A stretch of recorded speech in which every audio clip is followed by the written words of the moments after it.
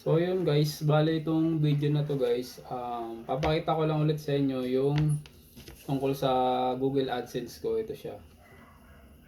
Dati, bale ito yung na-receive ko dati. Bale kinuha ko to sa post office kasi medyo natagalan siya eh. Kailangan makuha ko na kagad siya nung mga time na yun.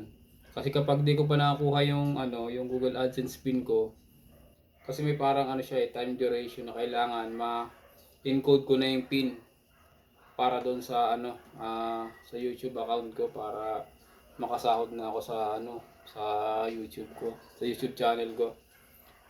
Bale, ang nangyari ngayon, bale good news pa din naman dahil dumating yung isa pang Google AdSense pin natin ito. Bali dalawa na siya ayan. Pero iisa lang din yung laman nitong pin, guys. Bali isa lang din yung yung laman nitong pin nito. Parehas lang to, iisa lang yung nito. Kaya naging dalawa to guys kasi kung matatandaan nyo, yung sa vlog ko tungkol dito sa Google AdSense pin ko dati, medyo natagalan siya. Tapos pinuntahan ko siya dun sa post office. Pinalop ko ng ilang beses tapos nakuha ko din. Tapos lately, ilang buwan din yung nakalipas pala, dumating siya. Yun guys, bale yun nga. Yun nga, bale good news pa din naman siya kasi dumating pa din siya kahit medyo matagal. Ayan. Ito yung isa pang pin. Pero yun nga sinasabi ko, parehas lang din yung laman nito. Pero at least, 'di ba? Dumating din sila pareho, ayan. Medyo natagalan lang talaga. So, yun, kailangan lang talagang i-follow up siya pag hindi pa siya dumadating.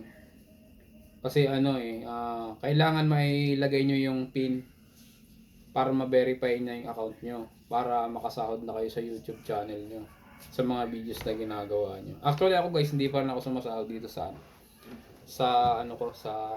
dito sa YouTube channel ko. Bali sinishare ko lang to para sa hindi rin nakakaalam. Kailangan talaga to guys para makasahod kayo dito sa pagbablog na ginagawa nyo natin ganito. So yun guys, bali yun lang naman yung tungkol sa video natin ngayon tungkol dito sa sa Google AdSense pin. Ayan, so hopefully guys, makasahod na tayo dito. Yun. Malalaman nyo guys pagka nakasahod na ako, i-upload ko rin yung video. So bali yun nga, marami pa rin naman akong inaasikaso tungkol dito sa account ko. Kaya hindi pa rin talaga ako nakakasahod dito sa YouTube channel ko. So guys, maraming salamat po ulit dun sa mga sumusuporta sa akin sa mga ina-upload ko. Maraming salamat sa inyo guys. Thank you po sa inyo lahat. Maraming salamat po.